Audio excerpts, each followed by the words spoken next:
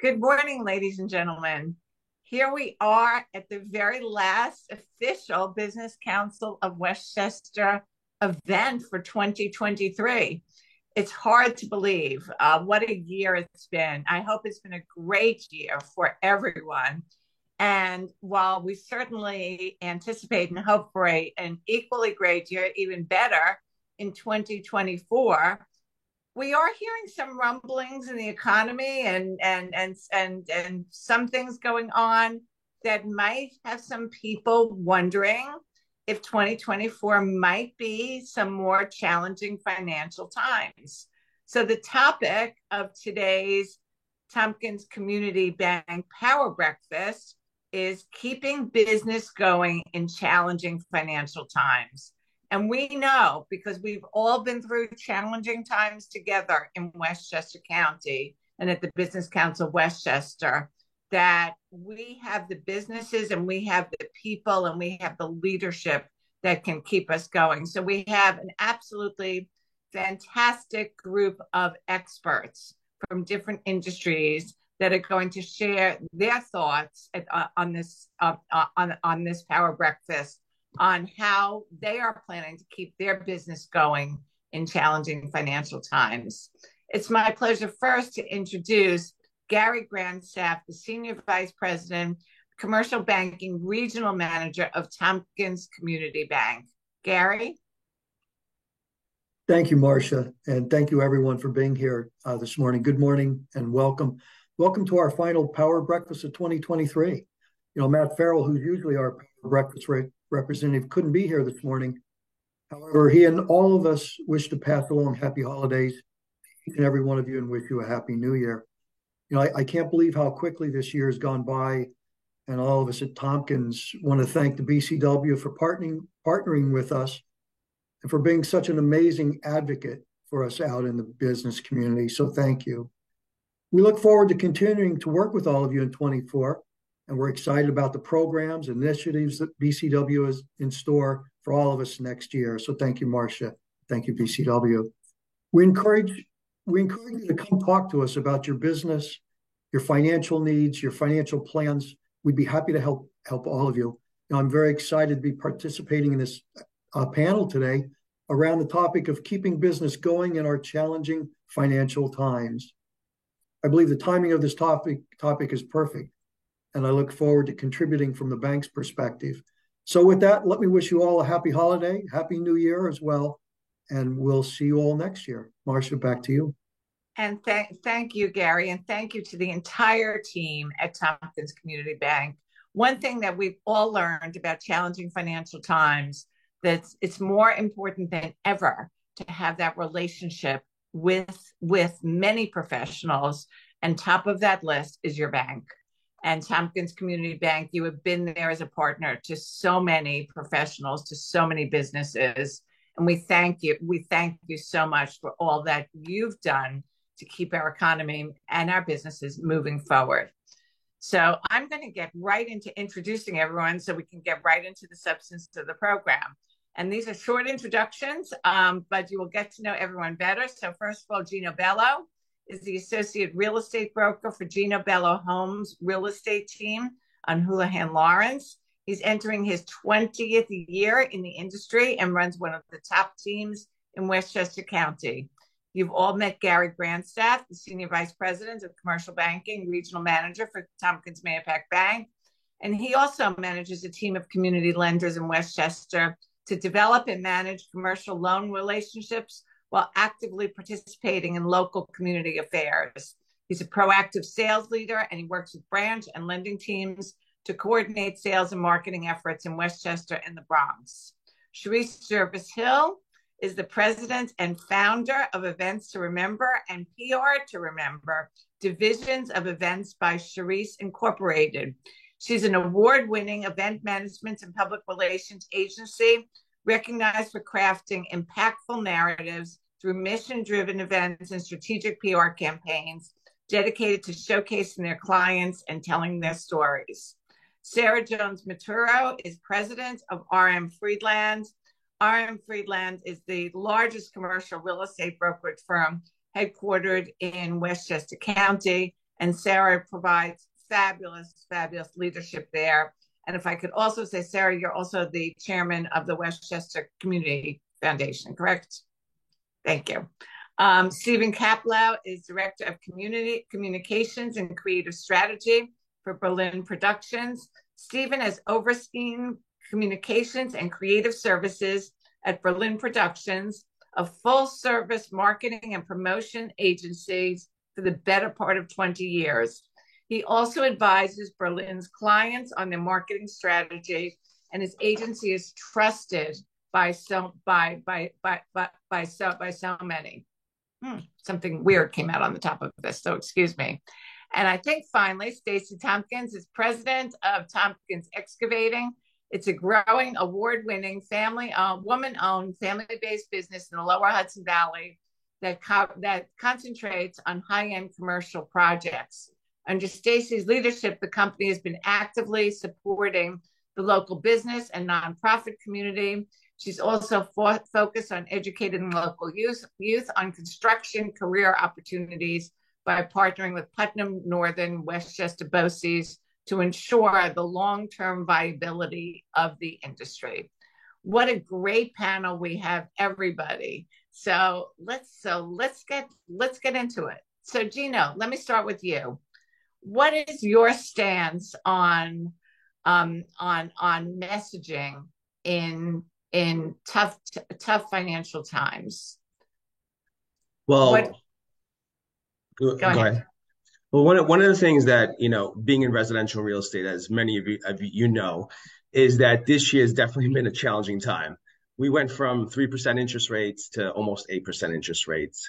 Inventory is very tight, but the number one thing is to keep a positive message. The market is a market that people will always evolve into, and they will always be purchasing and selling homes. So we have people coming from New York City. We have people coming from the boroughs, from out of state. We always try to keep a positive message because no one wants to hear the doom and gloom. You could turn the news on for that, right? Having a positive message, being clear to the public that the real estate industry is still one of the safest assets that you can invest in, and it's a place to raise your family is a very important aspect that we try to portray. Yeah, and you portray it so well. So in your team at Houlihan Lawrence, do you believe that at this time you should be cutting back on marketing and advertising costs? We truly don't feel like cutting back on marketing and advertising costs is one of our aspects. When you're running a business, any business, real estate, whatever business you're in, you definitely, during challenging times, you're supposed to trim the fat. But advertising is not one of those areas where I personally feel is a place where trimming the fat should be placed. One of the best quotes that I always look at is, "The man who stops advertising to save money is like the man who stops the clock to save time." That is Thomas Jefferson. Advertising is not where you want that's not where you want to stop. That's not where you want to save your money on. It is very, very important to send out a clear message that you are the industry leader and that you're there for the people during these challenging times. Can you just say that quote again? I really like that, and I see people writing it down. So maybe if we put it in the chat box. The man who stops advertising to save money is like the man who stops the clock to save time. And that is from Thomas Jefferson. Boy, I'm sure all of our marketing people love that, but it's really good. It's about keeping your message out. It's important. Thank you so much, Gary. Turning to the banking sector, there's certainly been a lot of turmoil in banking in 2023, including the collapse of two large banks, Silicon Valley Bank and more locally, Signature Bank.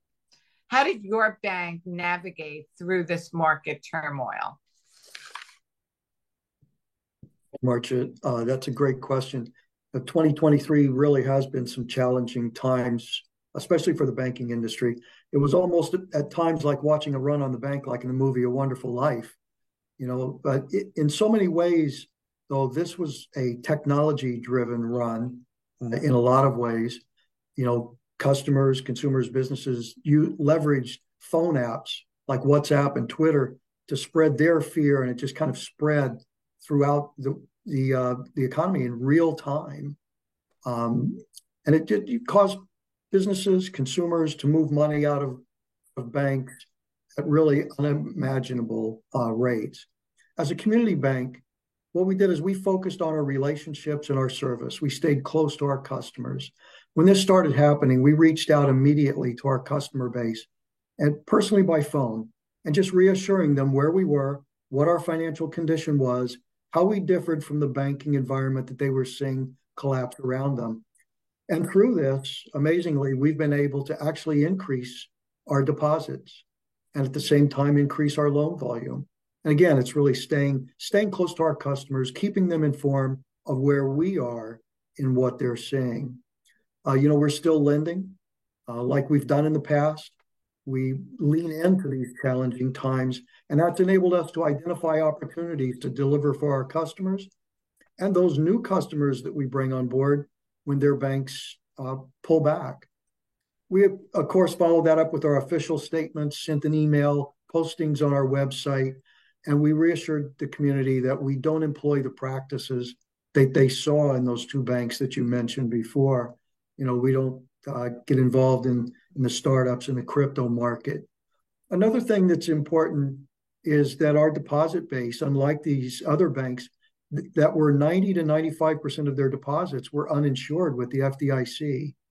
The majority of our deposits in the bank are covered with 25% actually, as opposed to 90% are above that 250,000, the 250,000. So it's the way we diversify our business. It's what we've always done. Between smart money management, good diversification, and staying close to our customers, it's one way that we navigate this.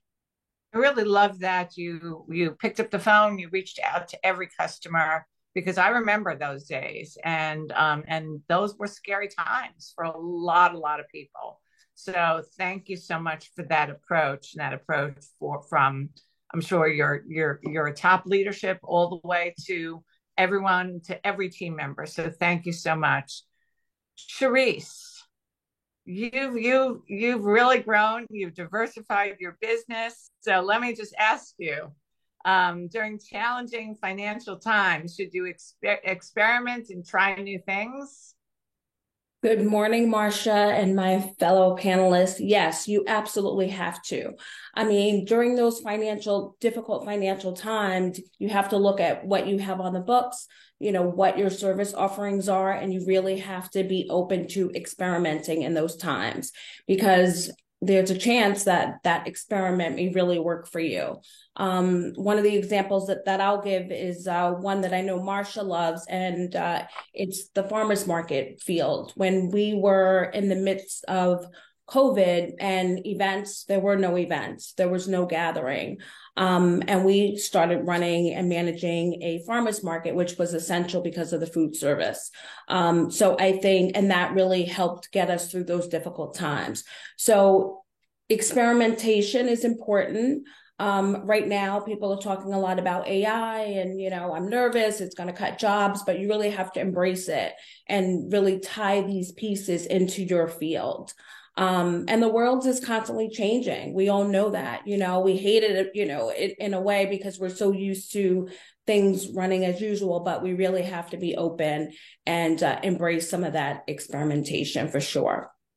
And talk about AI. The Business Council of Westchester in 2024 is focusing on AI in a year-long series devoted to AI in general and AI in different sectors. So we can all learn together. So stay tuned.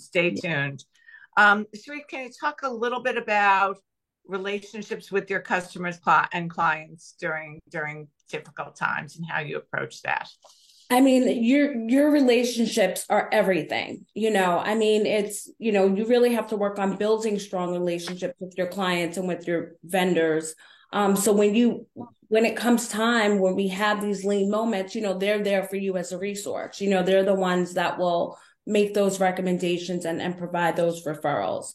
I think it's important to keep in mind that your customers are also during difficult times, they're also facing difficult times, so those nice to have features may be cut, but if you have that solid relationship, if you provide an amazing service for them, they will find a way to make sure that you're still working with them and those relationships continue. So I think really being flexible is important. Really trust that customer client relationship, because that will really help get you through. For me and for my team, we really focus on delivering an amazing service for our clients. So our clients don't want to do events and campaigns without us. So I think, it may be a smaller package or making adjustments, but really, making sure that you're a part of that team and they don't want to do work without you. So flexible pricing, I think all of those things are really important in times of uncertainty.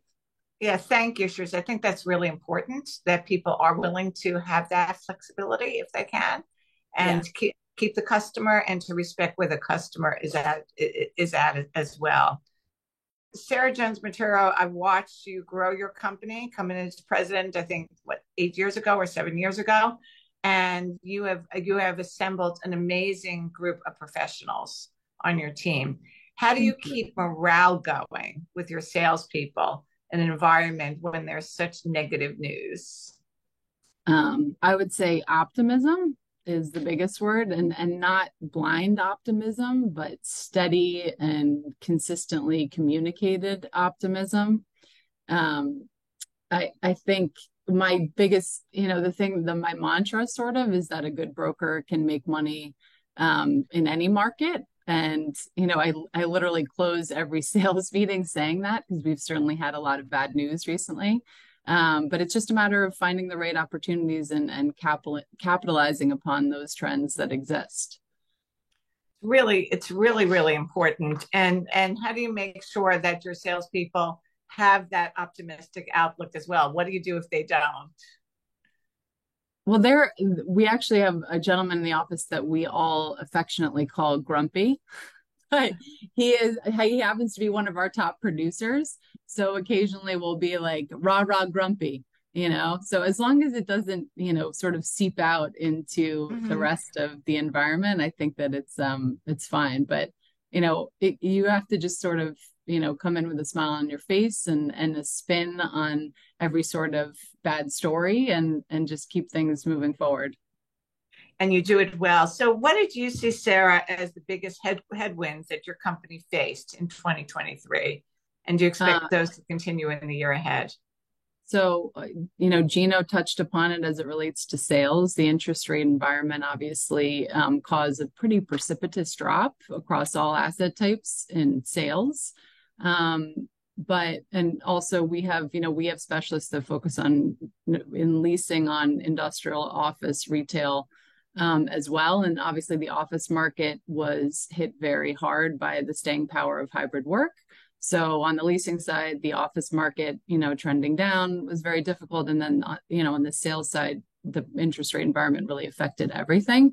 But to use that word again, I'm optimistic about the year ahead, because I feel like because of what's happening with the economy, interest rates are going to stabilize. And I'm actually optimistic about the office market for the year ahead, because I feel like people, because I feel like people are figuring out, they're sort of more sure-footed in their strategy moving forward. And even if they're, downsizing slightly, they are still going to be committing to long-term leases. So for us, that's a good thing. Any movement is good. That's great.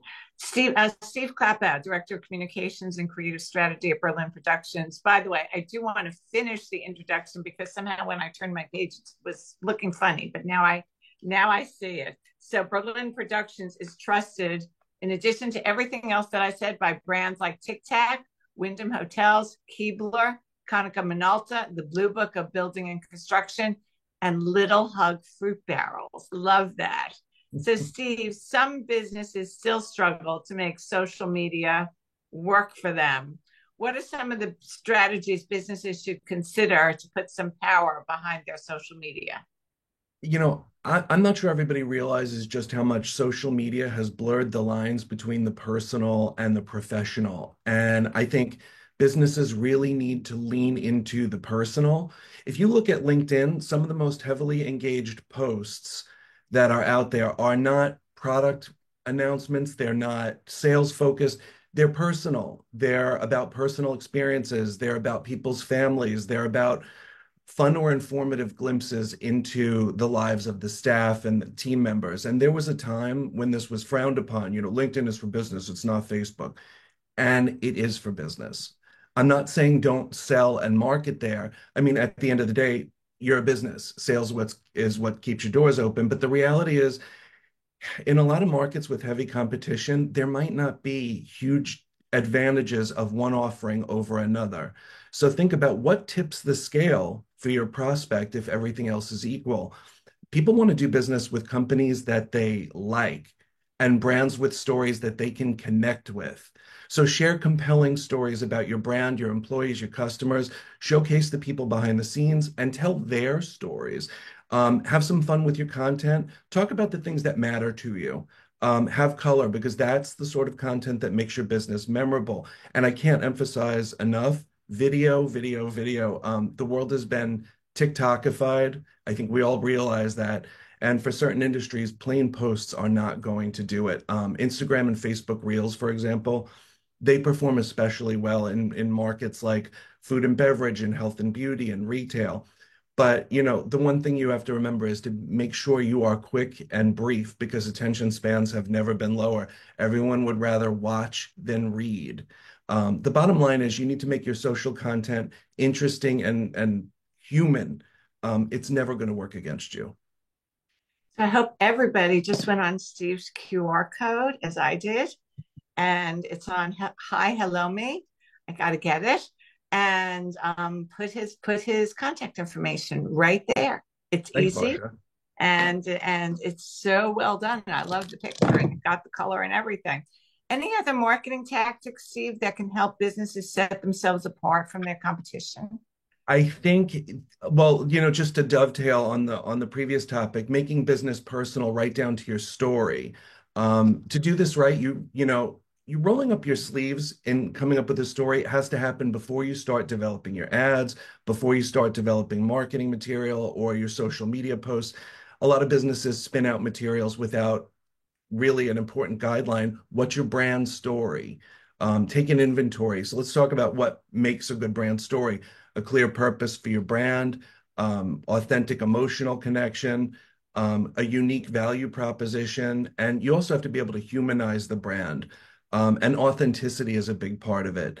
And if you have a team of people who are creating and posting content and working on your marketing, make sure everybody's on the same page about the brand and its story. I started working with a company recently, and one of the principals said, if you asked our team what we do and how we do it, you would get a different answer from everyone. And that's not good.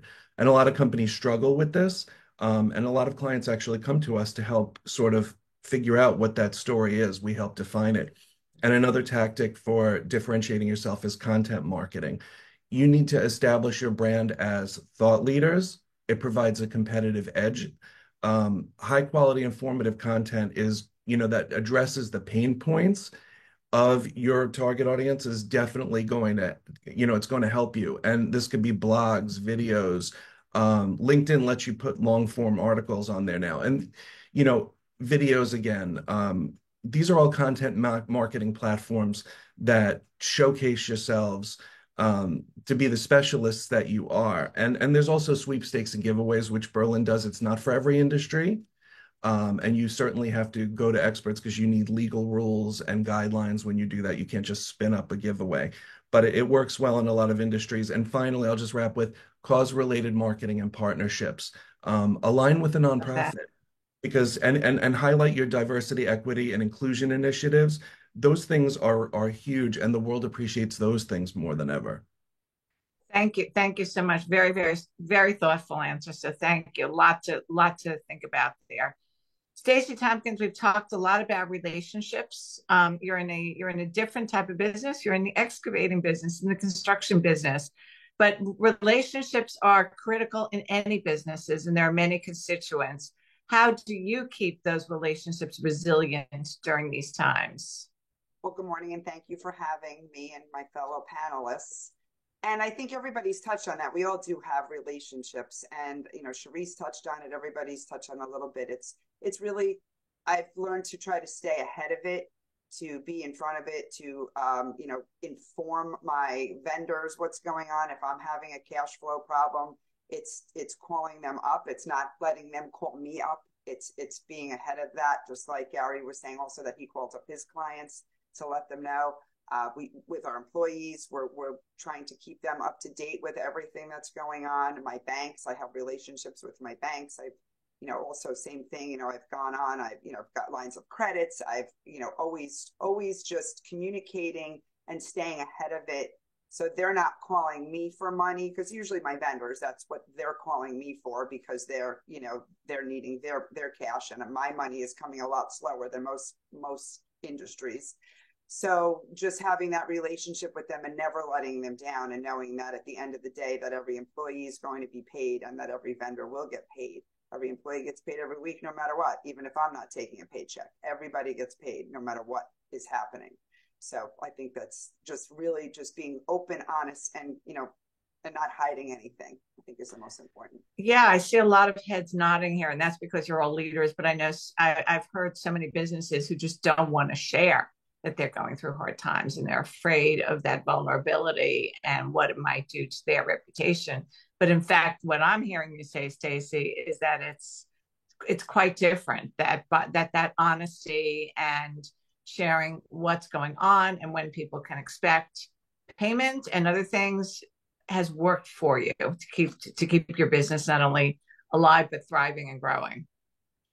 So and also you're in a different business too, because you deal with, I would like you to address how you deal with the high inflation environment from the time you bid the job to the time of completion. So I'm assuming that means that it might be, one expected cost when you bid it, and then something else when you're completing it. How does that work? Right, from the time that we bid it to the time that we would finish the job awarded could be 18 months, if not longer. So things have changed, and a lot of contracts and clients do not want to put a price escalation clause in there. They won't sign a contract with you. I mean, that's just the facts. As people say, well, put a price escalation clause in it. You got away with that a little bit during COVID. You could do that, but not now. So it's sometimes you just have to take it on the chin. It is what it is. We also try to buy out all our material when we're awarded the contract, so this way we could lock in our prices as quickly as possible. And even if we're not needing that particular piece of material at the time, that we try to buy that all out at the same time. Also, again, going back to our relationships with our vendors, a lot of times they will honor the price for us because we've been a good long-standing client with them. So they will honor that price that maybe from a few months prior to that, and it escalated a little bit. If it has to do with asphalt, which this is really the last thing that you're putting down on a project, we do have a clause in there that everybody follows an index, and we're able to, right now we're going through a little bit of that we're able to, put a price escalation in to cover that. So it's a menage, and it's a combination of just, there's no secret sauce to that. A lot of times it really is, we have to absorb it. And then you hope you make it up, let's say in a change order somewhere along the way as you're going, that you can make up some of that. But nobody is going to let you have a price escalation put in their contracts. Very, very, very, very revealing. Thank you so much, and very interesting. And as long as we're still talking about finance, I'm going to ask Gary.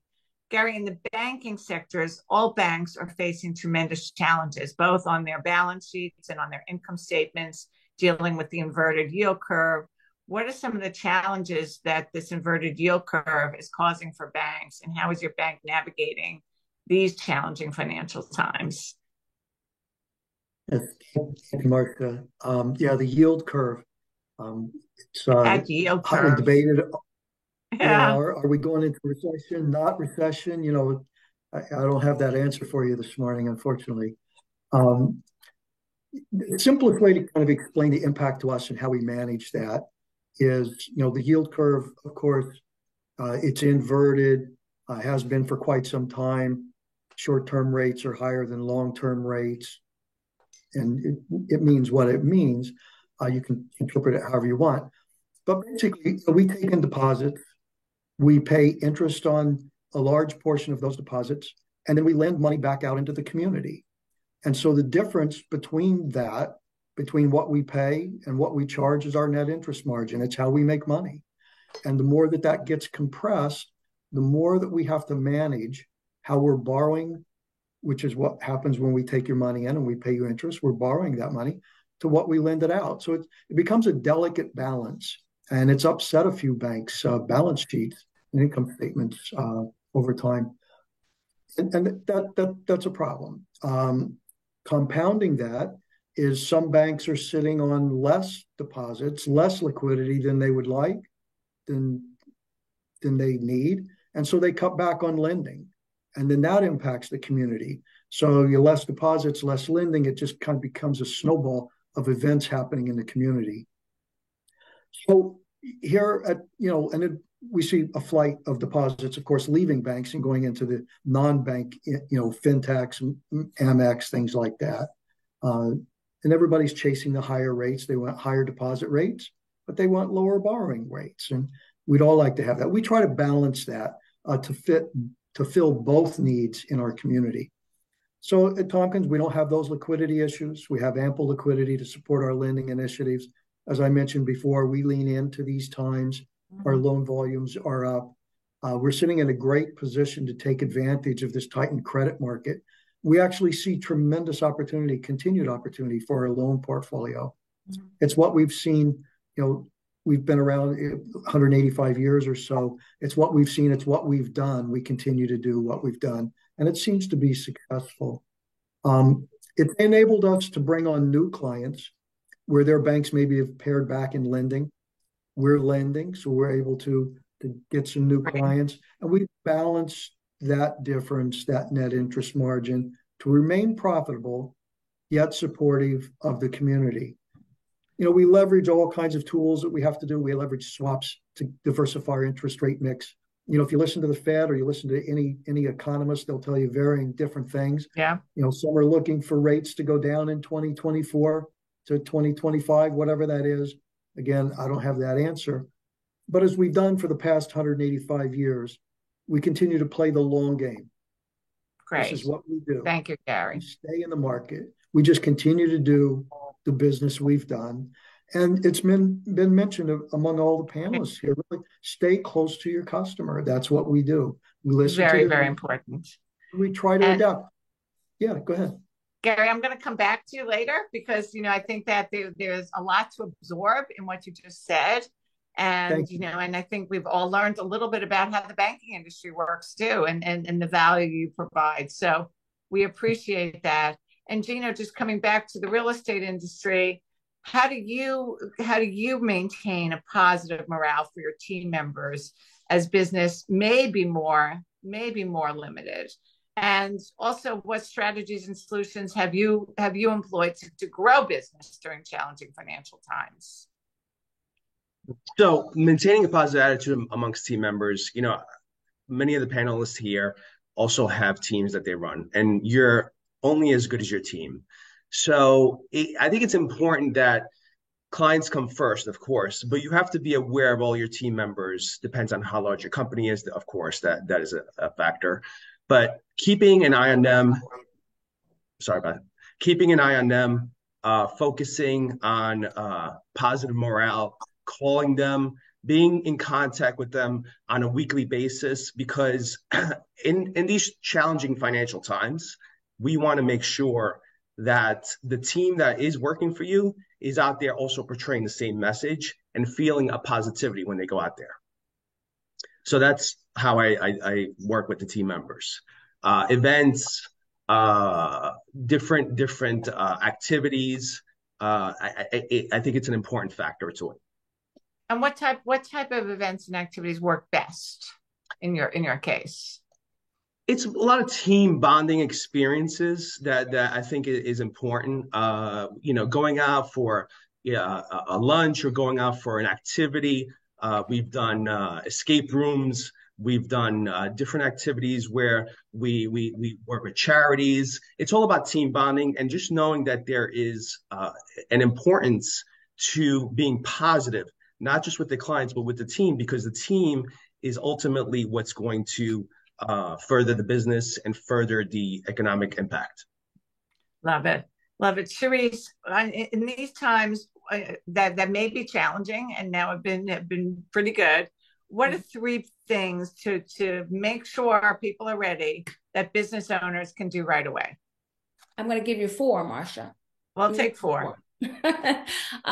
Diversifying revenue streams, of course, that's, obviously one. Reducing unnecessary expenses, offering flexible pricing. I think that's really important when difficult times, being a resource. And then the final is one that I mentioned earlier. I think really emphasizing the unique value and experience that you create, so clients don't want to work with you. I think that is like that 4th is kind of like, I think, the gem.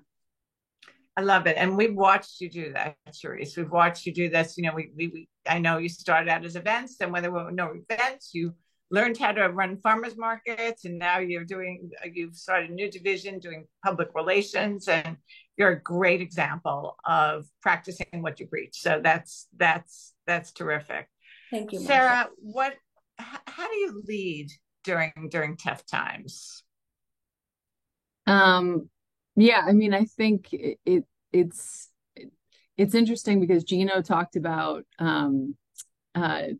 really kind of leaning into advertising. We actually have pulled back a little bit on more discretionary spending, like things like third-party advertising. I mean, our traditional advertising and marketing and thought leadership, we certainly, continue to perpetuate that, but third-party advertising we've pulled back on. I mean, we've really focused on investing in our key and critical team members because, certainly in times like these, you find some, there's some attrition within your workforce, and we don't want that to happen. So we've really, I've looked very hard at that strategy and, positive feedback to the team members, making sure that they feel like they're being rewarded for their loyalty and their hard work. Mm-hmm. That's great. Just a quick question here. Do you know what the approximate occupancy percentage of our local commercial properties is at this point, which I think is another way to say, are people back in the office? You're just the office market specifically. The vacancy rate's like 22%. That's the availability rate, roughly. But, there's still a lot of sublease space available, which is factored into that number. But like I said, I mean, people are much more sure-footed in their strategy moving forward for their footprint. So I expect that we'll see a lot of people making moves next year. Still may mean that the vacancy rate goes up a little bit, but it's all in all, it's, relatively positive news for the Westchester office market. Nice little curveball there. I'm glad I had that. I'm glad I had that statistic in my head. Well, one of the things that I want to say about RM Friedland, and I think everybody here I know in Newland also, but I know you have fabulous data, and we're proud also to share some of your data on the Business Council Westchester Data Exchange. So thank you. I see where you're going with this, Martha. Thank you for that. But I know you know your data. I didn't want to throw a curveball to you, Sarah. Sarah, let's go back to your employees. How do you invest? I'm sorry, Stacy. How do you invest in your employees? How do you attract them, train them, keep them engaged, and get them to stay with your company? I would say we're at a really good point right now with that. I'm very proud of our retention and the quality of employees that we've been able to attract and retain. And I think there's a lot of things that go into that, and it's taken a long time to build it. One, it is training our employees. We invested in a training program. It's all via their phones. So training them that way, they could be all the way from leadership to, how to install a silk fence. So it's really driven our industry. It's been a challenge trying to get everybody on it, but my field leaders, we call them leaders because they're the ones that are leading our teams in the field. I mean, obviously everybody's not coming to an office where we are. And so every week they'll show one of those videos as a group. We show them here to my management team. We have a referral program. So if an employee brings in another employee, the referring employee by the end of the year, if they're here a year, could make $1,000. So if you bring in 3 employees, they stay a year, that current employee gets, could be $3,000. We do the team bondings. We do the events. We do having a big holiday party for people. We do, we recognize people at this holiday dinner for their, last year we started this, and we'll choose 3 or 4 people, and they'll get a bonus just to highlight their exceptional dedication to our company. And I think that building the culture and realizing that, we're a really solid, good place to work, it really just ebbs into the community and to themselves, where I've had an employee say to me, oh, I was going to refer so-and-so, but you know what? They would never be a fit here. They would never last. So amongst themselves and knowing how, and it's taken years and years to do it. So very proud of that I think we're in a good spot where I'm actually at this point right now, I'm turning people away when they're coming in because, that's a big shift. That's a big shift. Yep. We're able to, yep. Last year we were talking about not being able to find talent, and now it seems, if everyone can address that, is it getting easier to find talent these days in order to keep your business going? Stacey, you're saying it is. Well, maybe the higher level people are still a little bit more difficult, but the feet on the street, the employees that are actually performing most of that work, I finding it, it's not easy, but it's definitely easier than it has been in the past. Great. Gina, what about, just quickly, I just want to ask that quickly, easier to find talent these days or still difficult?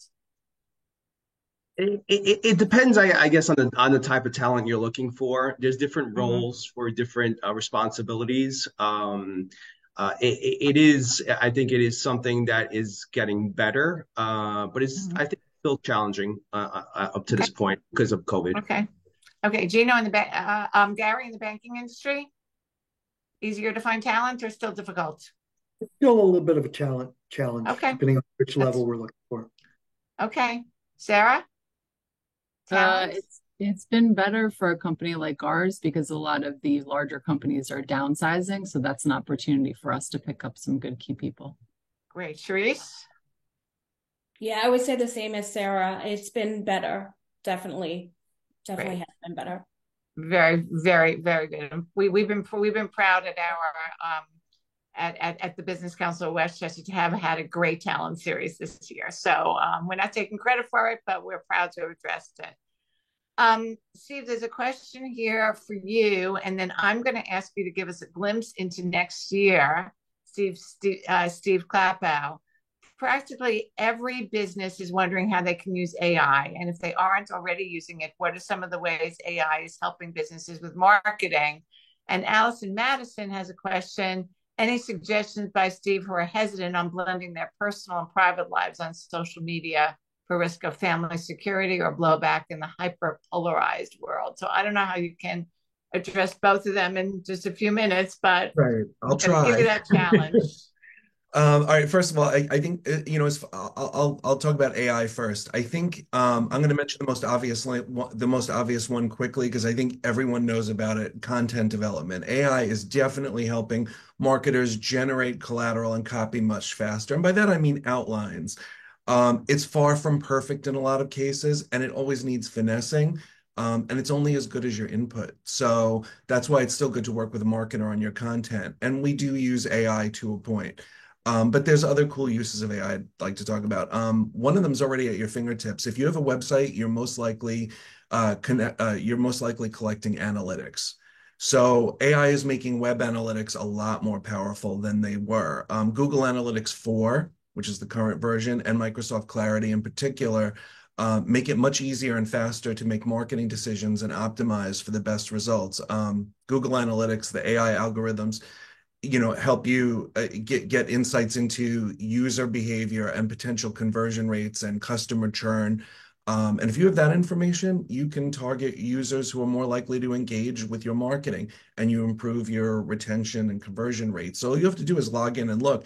You don't have to be a data scientist or a data visualization expert anymore. Your standard Google Analytics panel is going to give you some insights automatically, but you could also get custom insights and set conditions for alerts from Google and adjust settings for your own goals. And so then you could identify opportunities for growth. And real quickly, another cool thing is that AI is improving web accessibility.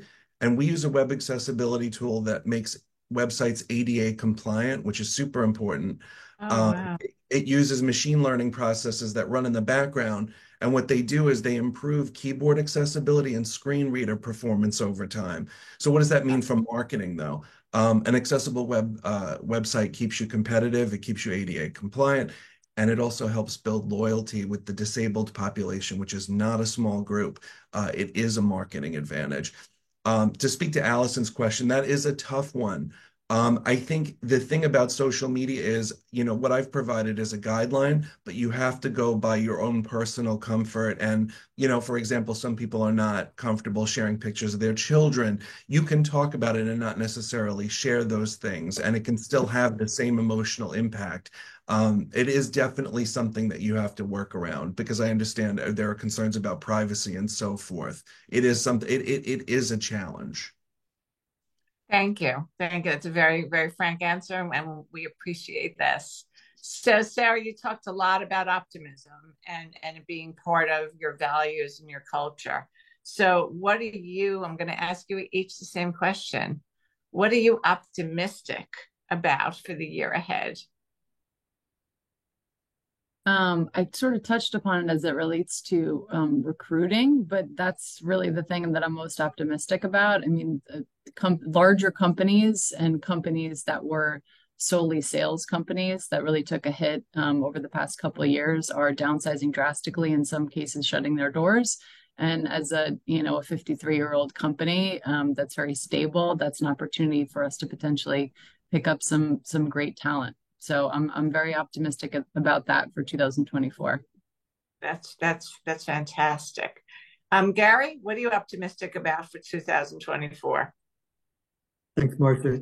Yeah, in talking with the business community and even the consumers, we don't really see the panic that we've seen in previous economic downturns and beginning of the COVID situation. See a lot of positive things. They have challenges. Everyone has challenges, but they're finding ways to work through those challenges and to get through them. So I see a positive climate out there in the business community. And I think that's just going to roll over into 2024. I think it's just going to feed on itself. Interest rates are going to do what they've done. Businesses have adapted. We're all adapting to it, and we're just plowing through it. So I'm very positive in the outlook, and I think it'll be good. I love that word. You have to adapt to it. Gino, I feel like you've got a lot of optimism in you as well.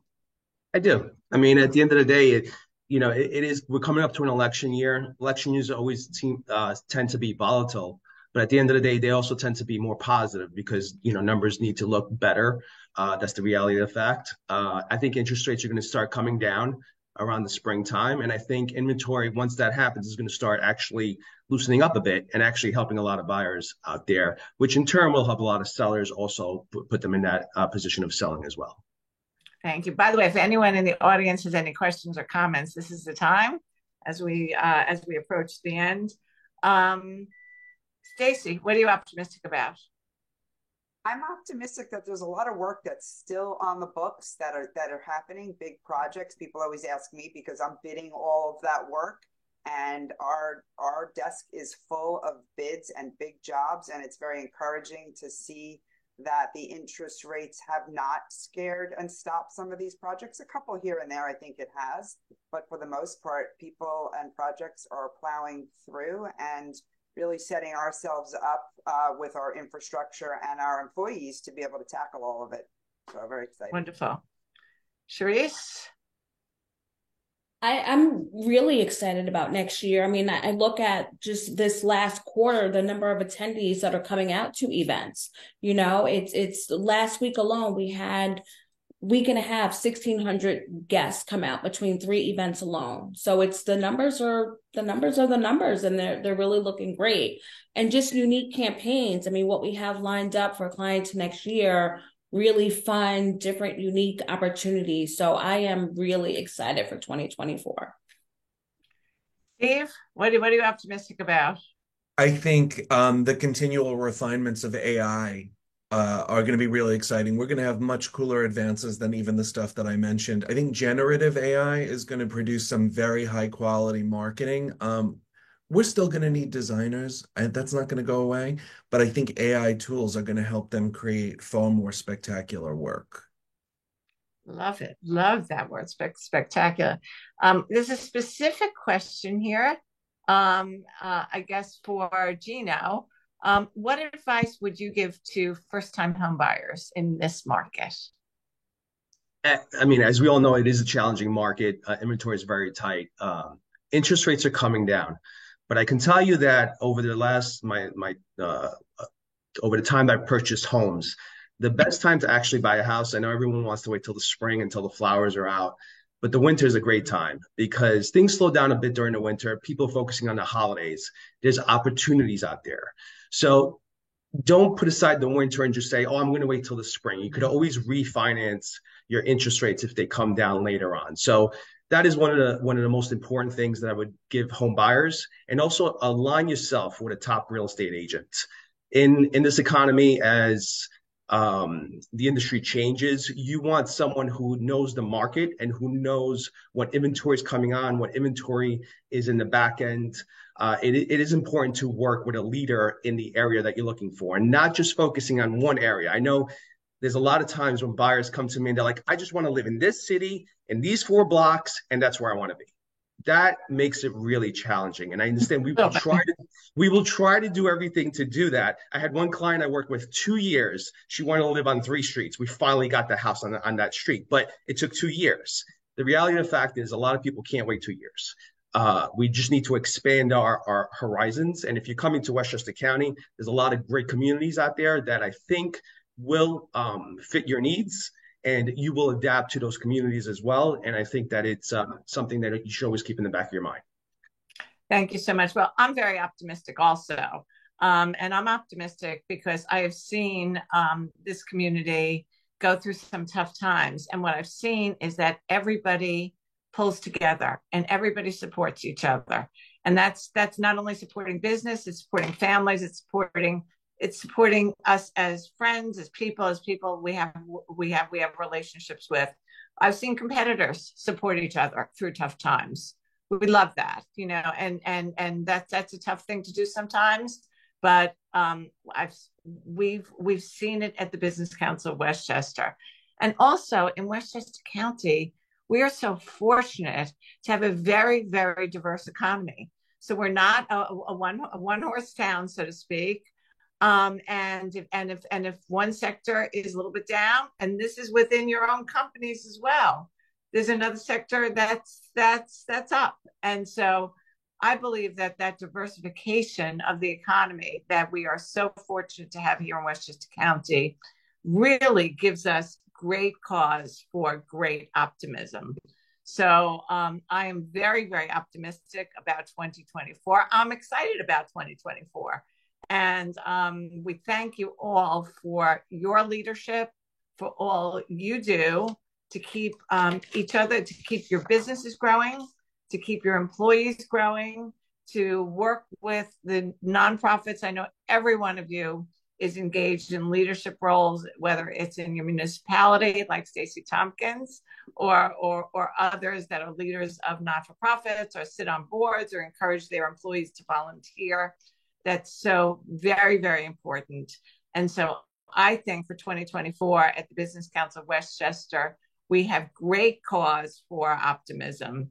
So I just want to take this opportunity to thank everybody for a wonderful agenda. This will be on our business resource page and on Facebook, so please feel free to share it. And it was a great, great honor to lead this discussion on keeping business going in challenging financial times. And especially want to thank Tompkins Community Bank for your leadership in helping us provide this series year after year to help businesses of every size and every sector grow.